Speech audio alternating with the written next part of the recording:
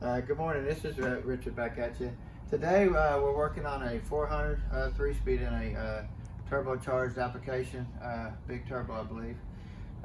It's a 3-speed trans brake. He said the last time he took it out the tranny was starting to fall apart. So we're going to take it apart and see what it's made out of and see what we can do to make it a lot better. Now he does have this converter right here.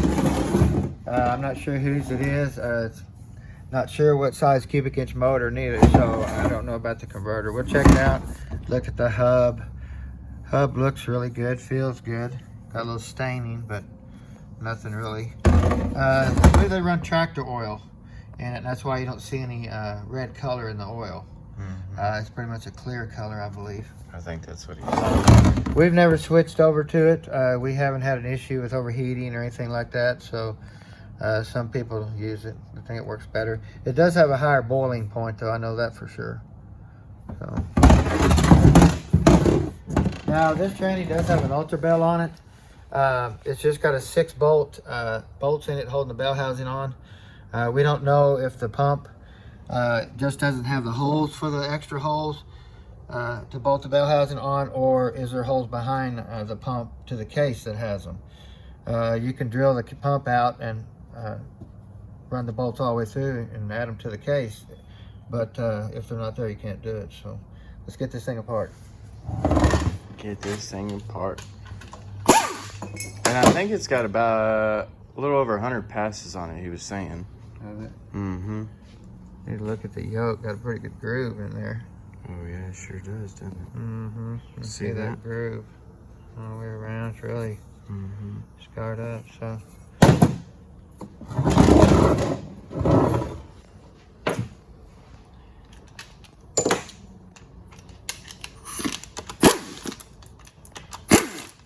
Normally your governor would go here.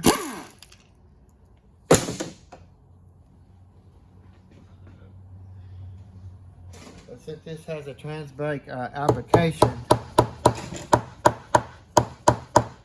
well, normally that cover comes off. There's a governor behind the factory cover, but there's no dump valve that I see here or anything like that. Now you do have your trans brake solenoid here. O-ring right here.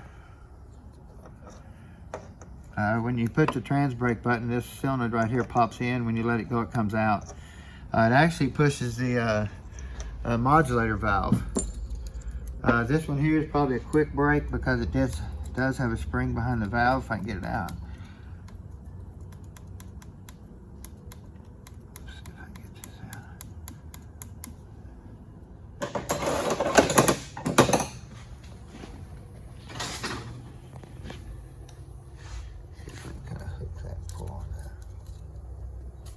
There we go. See, and that's what that spring's for. It's not so much to keep the valve from getting stuck. It actually pushes the valve off and it gets a lot quicker reaction for the brake to come off. So.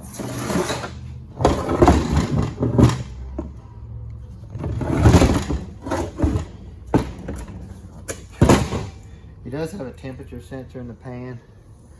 I think he might have a dump valve because I did notice in his cooler lines.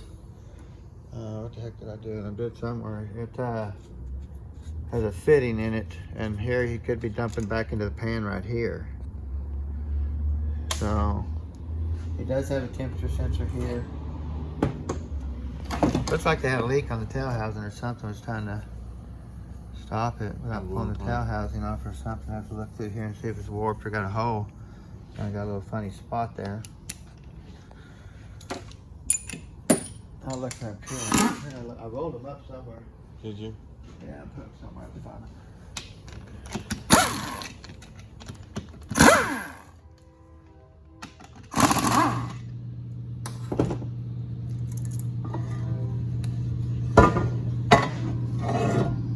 That oil just has a funny smell to it, doesn't it? A whole lot of trash. Yeah, not terrible. Looks pretty good.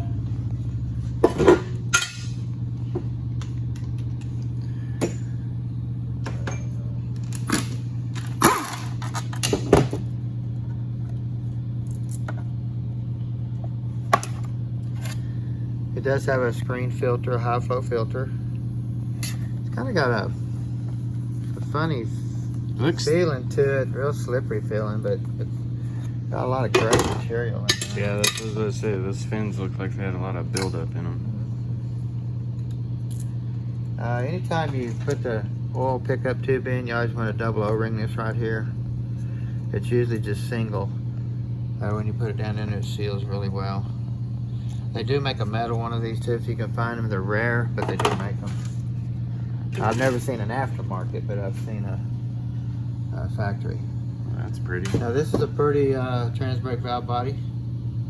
I don't see a name on it or anything to identify anything. But it looks pretty nice.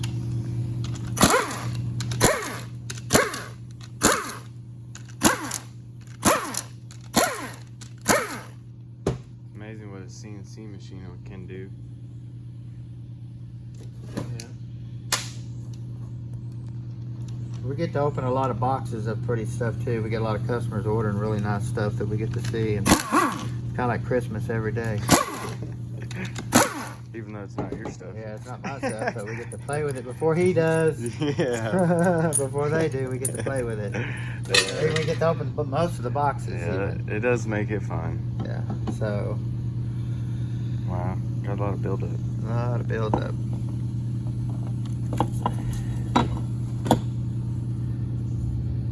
Now we notice we got two big check balls right here, and both of them look like they'll fall right out. So. Not much to that. Just a lot of metal. Buildup. Yeah, a lot of buildup.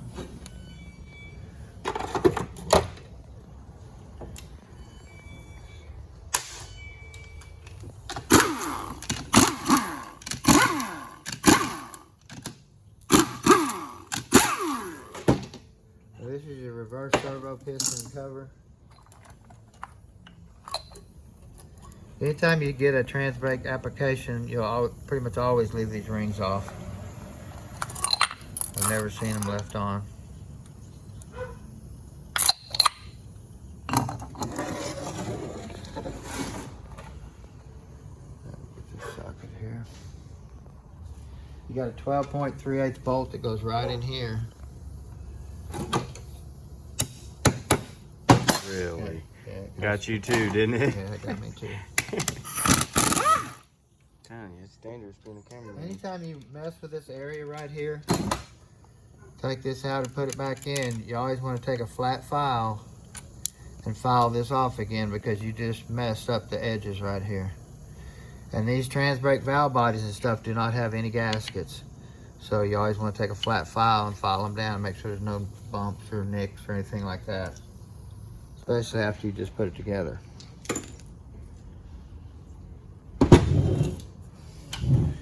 No check valves that I can see. I'll turn it over just to make sure nothing falls out. Just a bunch of pretty tractor oil.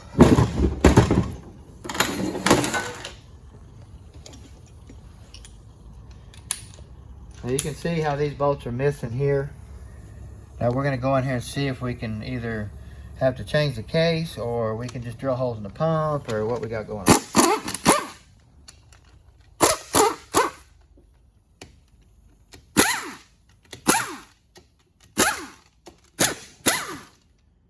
Now, a lot of people on high horsepower cars, they put these ultra bells on there because they'll rip the factory 400 case. But when they just put them on with half the bolts, they're almost defeating their purpose. It makes it just so much easier for the bell housing to be ripped off the front of the tranny. So you always want to do this right. So.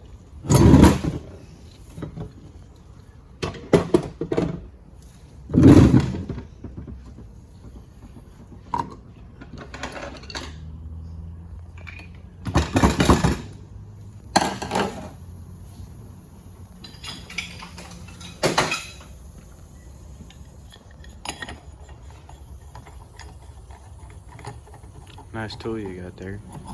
Yeah, my grandfather gave me that. Yeah.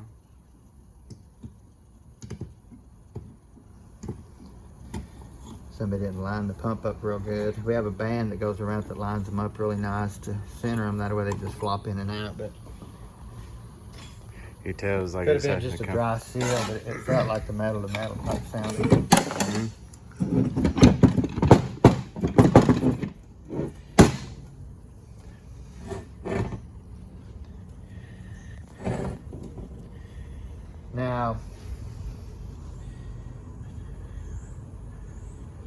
Now this is where, if you don't know what you're doing, it's kind of a shame. I don't even know what to say. I'm kind of mind boggled here.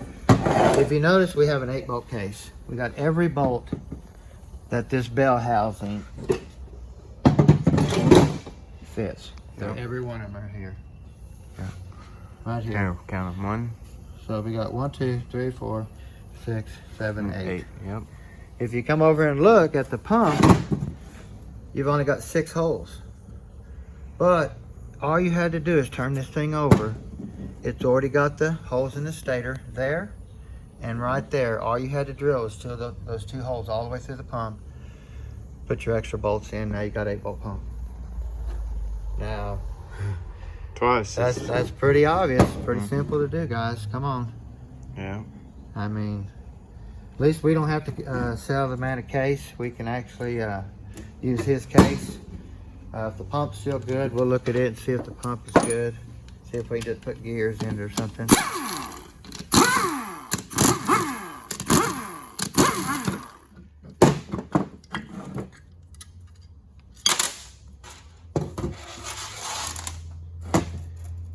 Now we got a really nice looking stator here, no wear. And if you notice, they did do something really nice here. They did plug the converter charge. They shrink them down. That way it doesn't pull the converter out and take the thrust bearing out of the motor. And this is why we do this against LS motors, anything like that. This is a pretty critical thing in a turbo application. So if it wasn't done, we'd have done it for you. So we're going to get in here and look at these pump gears, because anytime you get a trans brake, you have issues with these gears being taken out. Now, if you notice here, you have this little dimple right here. Now, GM realized that they had problems with these pumps pushing these gears sideways this direction. So the earlier versions didn't have this dimple right here, and this dimple is to put oil back on the back side of the gear. That's all that's for. Because this gear is being pushed so hard this way that there was no way to keep it from happening. In a transbrake application, it's really bad about it. So this is a better pump, but that's how you can tell a little bit later pump. But you want to get this out. If this, hopefully this comes out. Come on.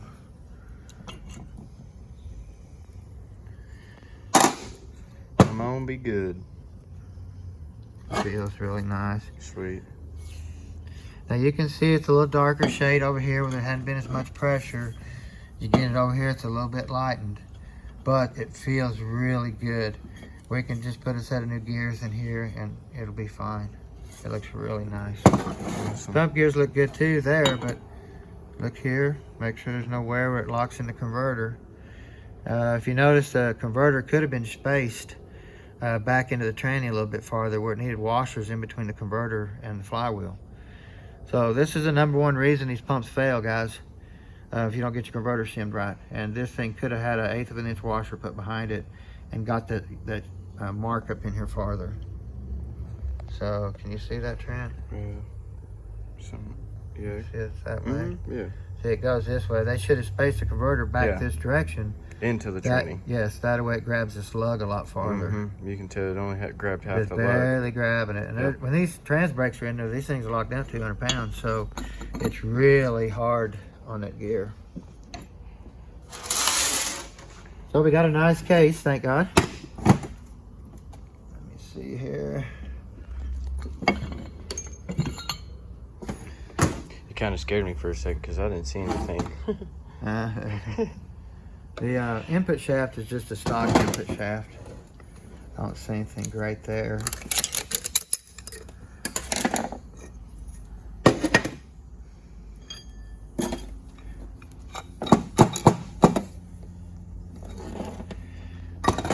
look at this a little bit.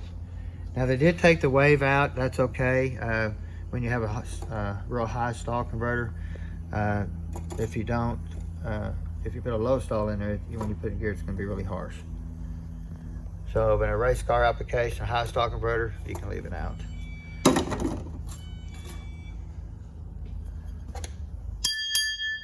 So it's got the really good input hub. Some of them come with a cast one. This does have a 480 style or an aftermarket style. It looks like a factory GM style though, but just probably out of a 480E. Now this does have bonded pistons. Being that this is a race car application, you can actually leave the seal off in the drum. So let me take this apart real quick.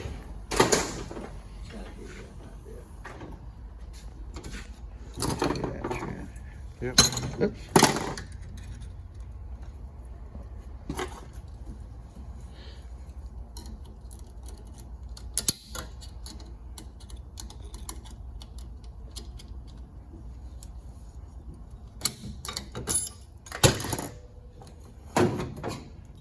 Bang. Here.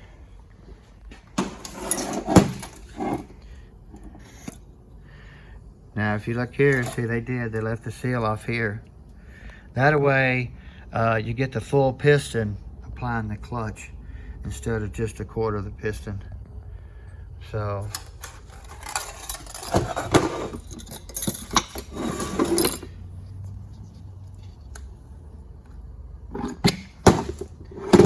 now it does have a really nice billet drum here. We've been dealing with these drums for a while now. See what they got here.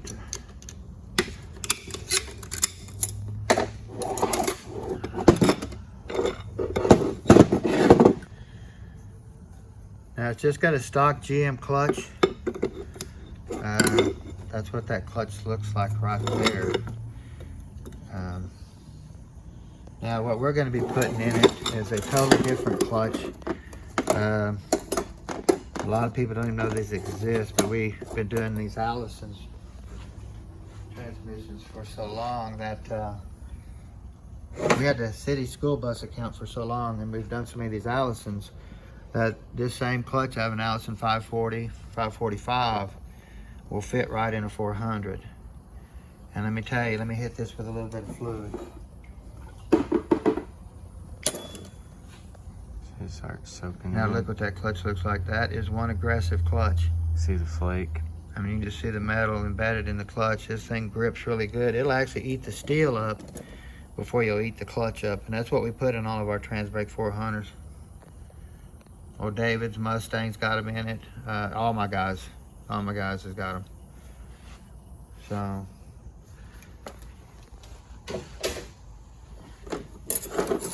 Now they did take the wave out of third gear too. Now this is kind of an odd piston to use for this because these are prone for cracking. I'll look and see what else I can find to use to put back in here and get rid of that piston. But we do have a lightweight drum made out of some type of magnesium or something like that. It's got a big old sprag in it. Now it does have the snap ring TIG welded to the retainer. Now we'll take and just nick these little welds off real quick, and we'll get in there and look at that sprag, clean it out, and make sure it's really nice. So. And TIG weld it back. Yeah. If you notice, these drums do wear down in here a little bit. Me and a buddy of mine got together, and he actually designed it, but he turned me on to the design of how to eliminate this wear right here in these magnesium drums.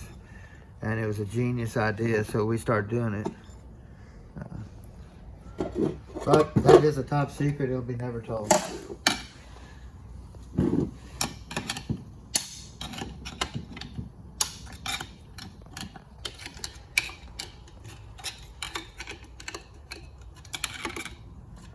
I mean, I'm already amazed. Some of the stuff they put in it is really nice, and then just some of it's factory. Yeah. Well, I don't know why you'd put that terrible of a clutch in a tranny. And then you put some good stuff in there. It don't make no sense. Right. snapping. That's crazy. They put it in there. Mm-hmm. Put a snap in, but that bit is tough. That thing don't like to bend, I know that. Now you do leave the band out in these units when you build a trans brake, so there's no band that's going to be coming out. So we do have a 4-clutch intermediate, and we have to stay with that because this drum right here has such a big sprag that it takes a special steel and a special clutch. Now, if we were going to use our 4L80E clutch pack, that's what we were going to put in there to start with.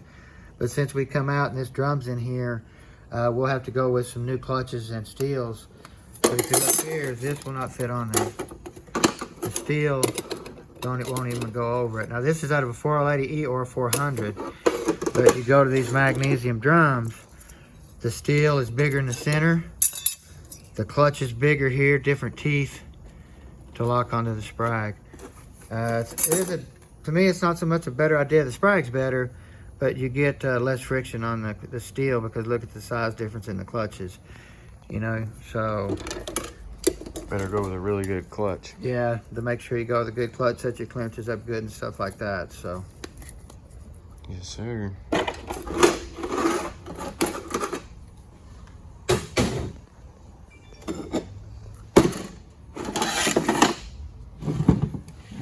me see where they put this dude at.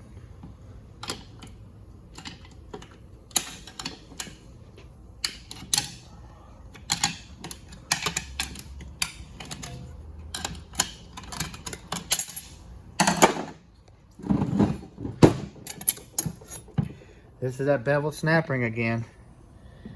Make sure the bevel always goes out. I see guys get them mixed up. Put the top snap ring down there, this one up here. But this one goes against the center support.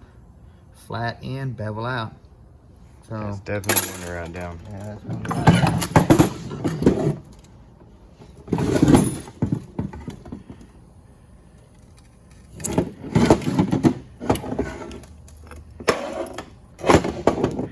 Now this doesn't have any really special rings. We would never use these rings when we build these units. This is a factory 4L80E ring. It's a hard Teflon style. We always go back with the high pressure orange ring. This ring is just phenomenal when it comes to sealing and stuff. So this is a better ring. It does have a brass washer down in here. All the plastic we're gonna be taking out too if it hasn't been already.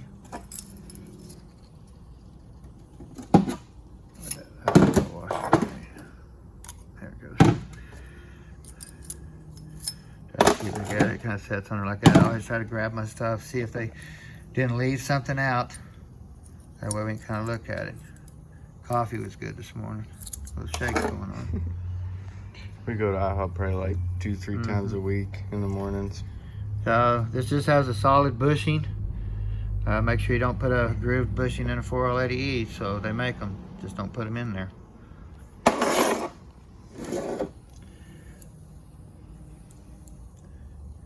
Your lower sprag. Oh, bushing's got like a piece of metal embedded in it right there. See that?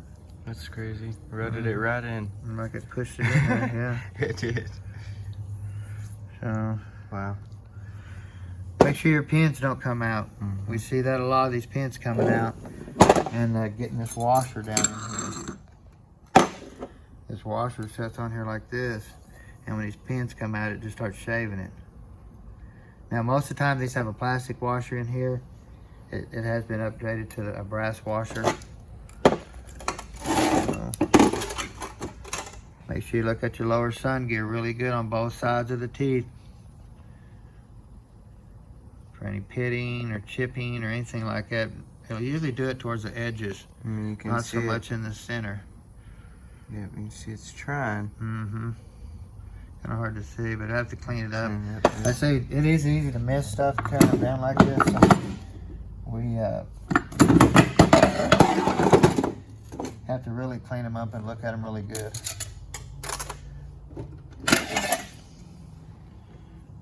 Get our rear band out. Starting to get a little bit of wear on the tips. This thing just has a terrible smell. It does. Now this snap ring sets down in here, right here, and this is for your support. It sets in here like this. Some cases don't have it. If you have a thick or a thin support right here, have a thick one, it doesn't take a snap ring. If you have a thin one, it takes a snap ring. So you want to look for that. We have to look for everything because when we get them in here, they've had 5 hands in these units. And we have to go through and make sure somebody didn't leave something out, put something in backwards. I mean, just everything about it. So we really have to be on our game when we take these units apart and look at stuff. So we want to look for wear on these shafts. Now this doesn't have any upgraded shafts in it. It is all stock shafts. The only thing that I've seen that's been upgraded to me is the intermediate drum. I'm pretty sure he said it was a salty turbo car too, so I'm really shocked. Yeah. Well, just like David, you know, when David had his 400, he went to turn that thing up, more and more power. You know, you start getting over 1,000, 1,100 horsepower, 1,200 horsepower, that's when you're going to find this stuff in this 400 braking. Right. So that's why you're going to have to upgrade this stuff. So we'll talk to the customer, see what type of real power that he really does make and how much he wants to make in the future. And we want to build this thing right, that way it lasts in the future too, if you want to do some upgrades to turn the power up, because it's real easy to turn that dial. So if y'all need anything done, give us a holler at Precision Transmissions. Y'all have a great day.